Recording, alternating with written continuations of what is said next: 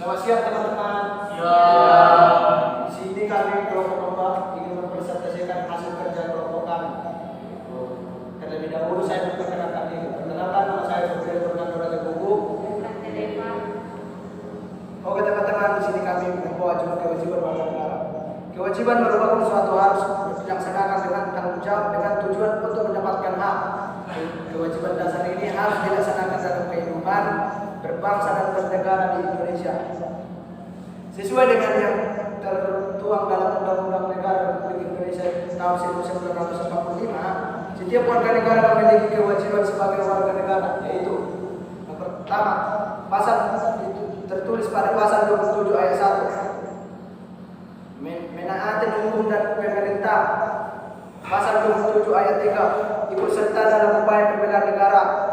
Pasal 28C ayat 1, menghormati hak asasi manusia dan orang lain.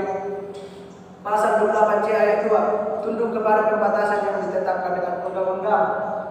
Pasal 30 ayat 1, ikut serta dalam usaha pertahanan dan keamanan negara. Pasal 30 ayat 2, mengikuti pendidikan dasar. Hak-hak dan hak-hak warga negara. Pasal 27 ayat 2, hak atas pekerjaan dan kehidupan yang layak. Pasal 28A, hak untuk hidup dan mempertahankan kehidupan. Pasal 28B ayat 1, hak untuk membentuk keluarga dan menunjukkan keturunan melalui perkawinan yang sah. Pasal 28 ayat 28B ayat 2, hak atas kelangsungan hidup. Pasal 28C ayat 1, hak untuk mengembangkan diri dan melalui pemenuhan kebutuhan dasarnya dan berhak mendapatkan pendidikan, ilmu pengetahuan dan teknologi, seni dan budaya demi meningkatkan kualitas hidupnya demi kesejahteraan hidup manusia. Pasal 28C ayat 2, hak untuk memajukan dirinya dalam memperjuangkan hak secara kolektif untuk membangun masyarakat, bangsa dan negaranya. Pasal 28D ayat 1, hak atas pengakuan, jaminan, perlindungan dan kepastian hukum yang adil serta perlakuan yang sama di depan hukum. Pasal 28D ayat 2, hak untuk mendapatkan pekerjaan, imbalan dan perlakuan yang adil. Pasal 28D ayat 3, hak untuk memperoleh kesempatan yang sama dalam pemerintah. Pasal 28D ayat 4, hak atas status kewarganegaraan. Pasal 29, hak untuk beragama. Pasal 31 ayat 1, hak untuk mendapatkan pendidikan.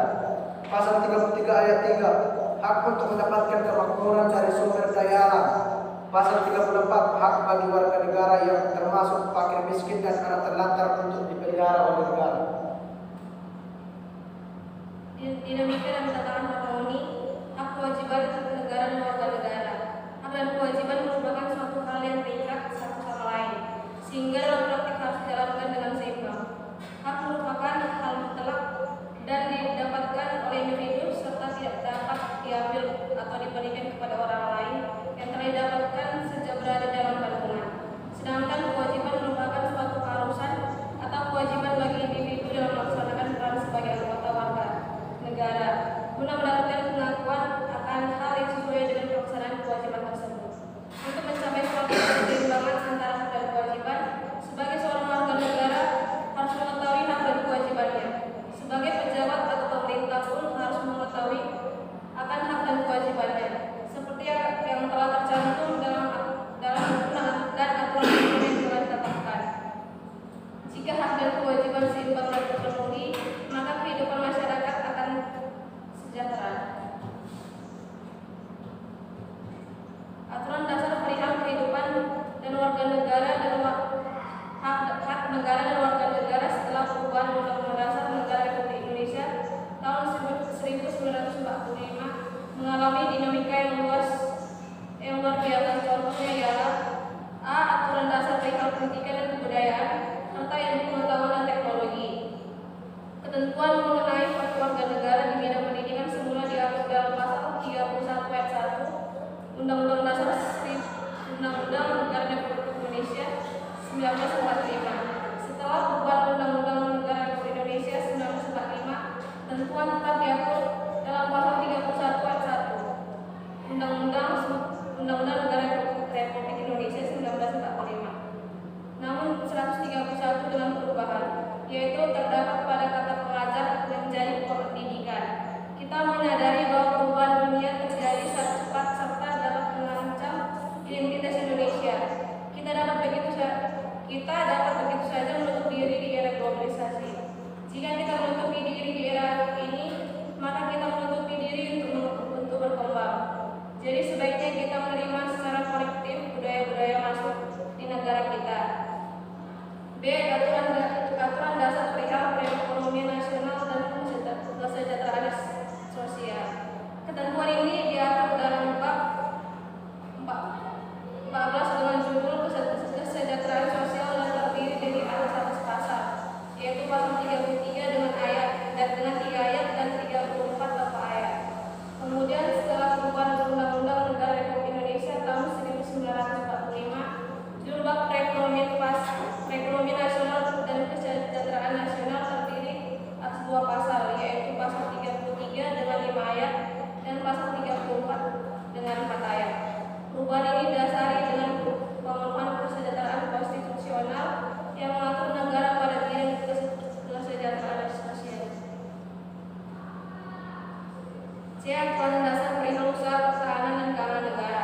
Semula ketentuan tentang pertahanan negara menggunakan konsep pembelaan terhadap negara atau pasal 30 ayat 1 Undang-Undang Negara Republik Indonesia 1945. Namun setelah perubahan Undang-Undang Negara Republik Indonesia tahun 1945, konsep pembelaan negara dipindahkan menjadi pasal 27 ayat 3 dengan sedikit perubahan redaksional. Setelah perubahan Undang-Undang Dasar Negara Republik Indonesia tahun 1945, ketentuan mengenai hak dan kewajiban dalam usaha pertahanan dan keamanan negara atau pasal 30 ayat 1 Undang-Undang Negara Republik Indonesia merupakan penetapan dan ketentuan pasal 27 ayat 3 Undang-Undang Dasar Negara Republik Indonesia tahun 1945. D. Aturan dasar perihal hak dan kewajiban asasi manusia. Penghormatan terhadap hak asasi manusia pasca amandemen Undang-Undang Negara Republik Indonesia tahun 1945 mengalami dinamika yang luar biasa. Jika sebelumnya perihal hak dasar kewarganegaraan, jika sebelumnya perihal hak dasar warga negara yang diatur dalam Undang-Undang Negara Republik Indonesia tahun 1945 hanya terbuat pada pasal 27, 28, 29, 30, 31, 32, 33 dan 34. Setelah amandemen keempat Undang-Undang Negara Republik Indonesia tahun 1945, aturan dasar mengenai hal tersebut diatur tersendiri di bawah judul hak asasi manusia atau bisa disebut HAM. Di samping mengatur perihal hak asasi manusia, diatur juga hak asasi manusia. Sekian dan terima kasih hasil PPT kerja kelompok kami. Di sini kami dari kelompok 4 ingin bertanya kepada saudara. Yang pertama, menurutmu sebagai warga negara, apakah kamu sudah melakukan kewajiban warga negara? Kalau sudah, apa saja contoh yang sudah kamu lakukan dalam kehidupan sehari-hari? Terima kasih atas pertanyaannya. Saya dari Firi Desa Tegalong, Kabupaten Kelompok 5 akan menjawab pertanyaan. Menurutmu sebagai warga negara, apakah kamu sudah melakukan kewajiban warga negara? Iya. Contohnya apa itu? Contohnya menaati rambu-rambu lalu lintas. Karena kan menaati rambu-rambu lalu lintas merupakan sekitar kewajiban kita sebagai warga negara. Karena itu undang-undangnya juga. Terima kasih. Oke, terima kasih dari. Yang kedua, Apa yang akan terjadi jika seorang warga negara tidak memenuhi kewajiban sebagai warga negara? Pada saudara kita akan menjawab. Baiklah, saya sudah dari proposal akan menjawab pertanyaan kalian. Apa yang terjadi jika seseorang warga negara tidak memiliki kewajiban sebagai warga negara? Jawabannya adalah akibat yang terjadi apabila hak dan kewajiban dalam pelaksananya tidak dilaksanakan secara seimbang akan menimbulkan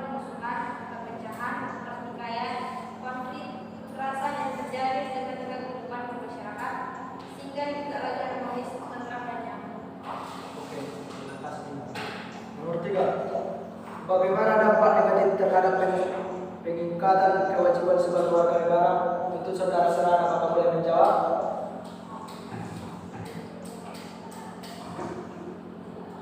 Saya dari kelompok 2. Peningkatan kewajiban warga negara adalah teralahnya negara dalam mencapai kebutuhan anggota lainnya.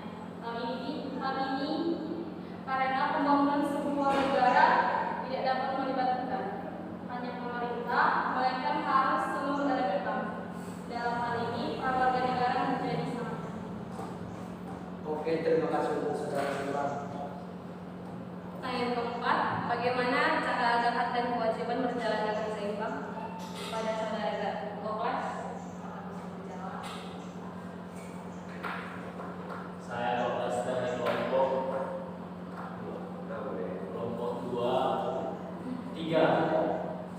Yang pertanyaan, bagaimana cara agar hak dan kewajiban berjalan dengan seimbang? Jawabannya, cara melaksanakan hak dan kewajiban dengan seimbang yaitu yang pertama mematuhi peraturan perundang-undangan yang berlaku. Kemudian yang kedua, membedakan mana yang menjadi hak dan kewajiban. Ketiga, melakukan kesepakatan yang dibuat pembentuk negara. Dan yang terakhir, menahan segala keinginan yang timbul dari menahan segala keinginan yang timbul dari hawa nafsu. Terima kasih. Oke, terima kasih untuk saudara Goklas untuk menjawab pertanyaan. Jadi sekian dan terima kasih. Jika ada yang kurang atau kami buat salah, mohon minta maaf. Sekian dan terima kasih.